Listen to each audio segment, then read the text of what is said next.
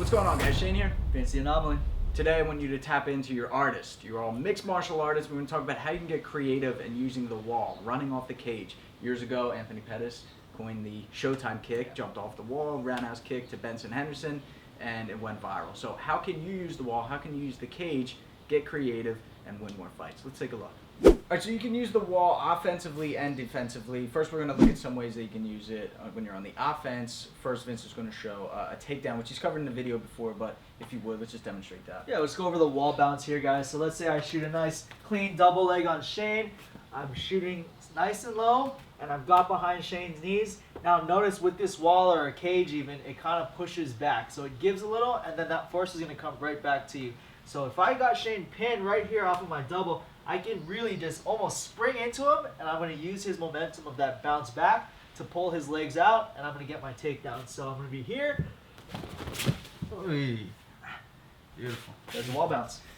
So, of course, we know the Showtime Kick. The Showtime Knee is another one, but the Showtime Kick was when Benson Henderson was fighting against Pettis, and they were kind of lined up to where Pettis was on the side of the wall, and Benson was just off to the side of it as well. Yeah, Benson was kind of circling off like this, like against the cage, but moving out. Yeah. So when you're parallel to the wall here, use that jump off the side. So that's what he did. He kind of ran up alongside of it, jumped up, boom, caught him really with like the end of his foot, his toe, but caught him right on the chin and dropped him with that. And then what was the similar was the knee against Cerrone, right? Yeah. I mean, Pettis landed also the Showtime knee, and this was more going like straight back into the wall, so more perpendicular to the wall here. Cerrone kind of actually had his hands up, and as Pettis was pressuring forward, he grabbed both of those wrists there. Again, I teach that in a lot of my videos. It's MMA, so use those hands. So he grabbed both of those wrists, and as Cerrone is falling back into the wall, Pettis jumped up and threw his knee right across and caught him clean against the jaw, clean across the jaw. So it's a great one to use if you're pushing someone back like that. Use that spring and then just really push off here, but don't bring your knee back. Bring it across.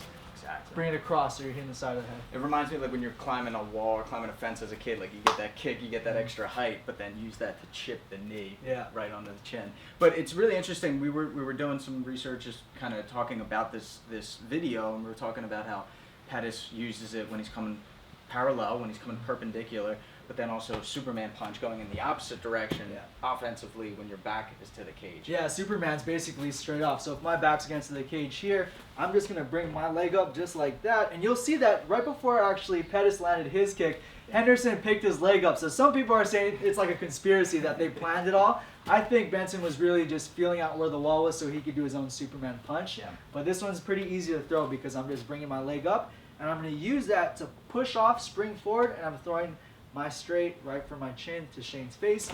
I get to cover a lot of difference. You get a lot of power from it.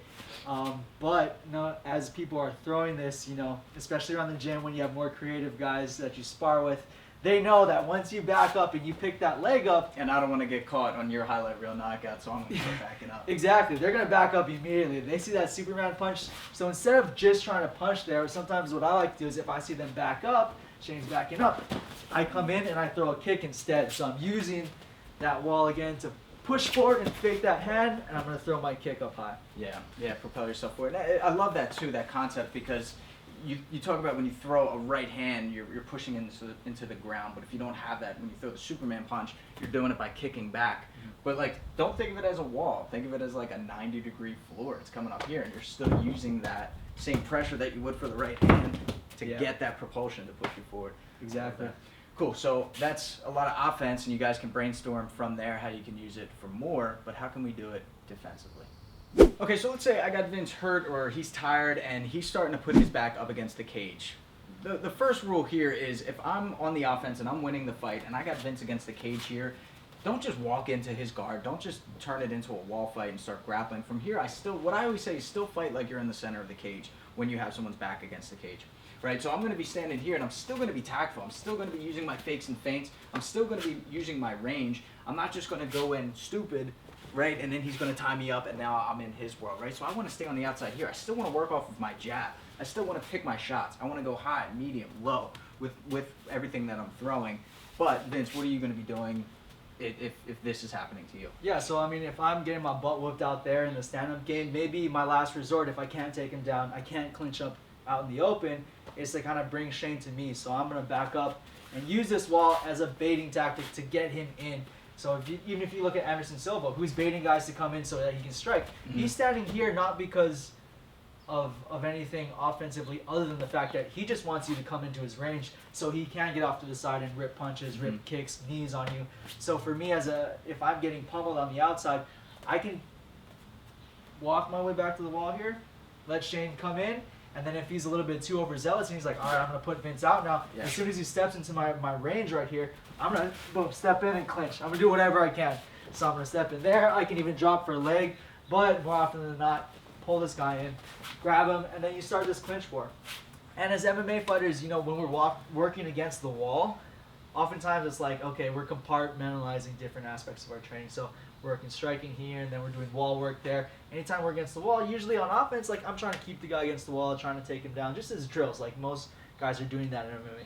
They're not really just posting up and striking. So if we get to this spot here, this guy more often than not is going to try to come in and start clinching, which is what I want in that defensive tactic, in that mindset anyways. Right.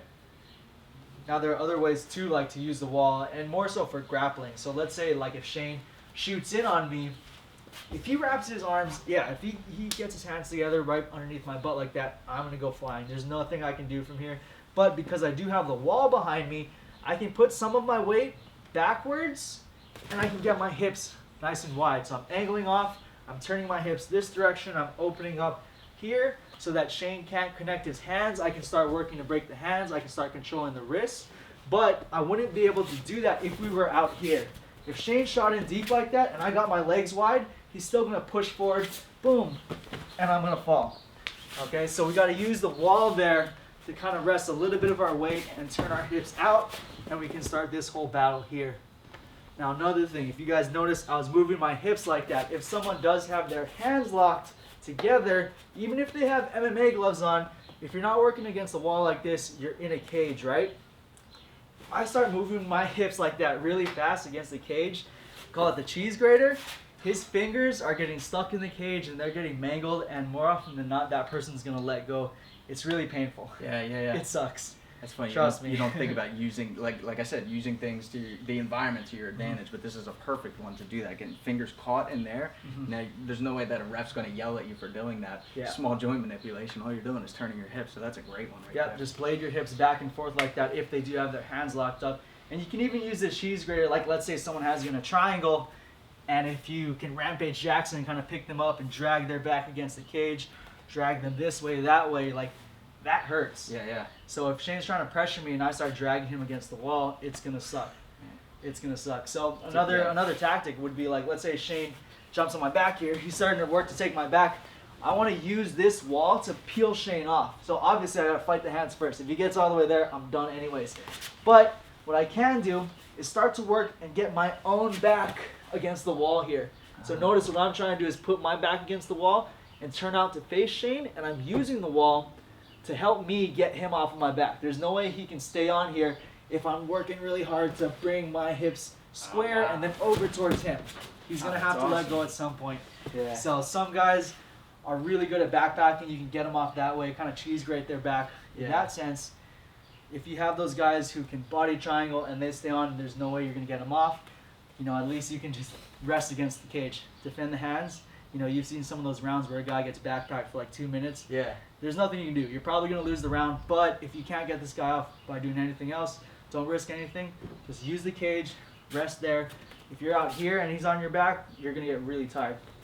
Use this cage to rest, fight the hands for the rest of the round. Dude, this is cool. Like even feeling that right there, my hips, my shoulder are being completely blocked when you push me up against the wall. So it makes me think, like, you know, the padding that's in between each where the segments turn. Can you catch them on that part of the padding on the wall and then get them off, scrape them off that way? Yeah, that'll absolutely work if you get them like kind of scraping on the cage and then get stuck on the pads. Yeah. I mean, it's all leverage here up against the wall. So I mean, even if we're grappling like this defensively as a tactic, if Shane's like over-unders on me, we're battling for this underhook battle, or he's battling to shoot, whatever it is, if I use the wall here to kind of bend over a little bit and push my hips down this way, or excuse me, get my shoulders down. Now Shane's just pushing into me. Now I have this wall and I'm using it as leverage to my advantage, Yeah, I okay? feel it. So I have something in between me and him, especially if I get my head down. Now I'm working really well. If I'm just up like this and my back is against the wall, I'm not using the wall, yeah, it's easy for Shane to just control, pressure in, and I'm going to have a rough time up here.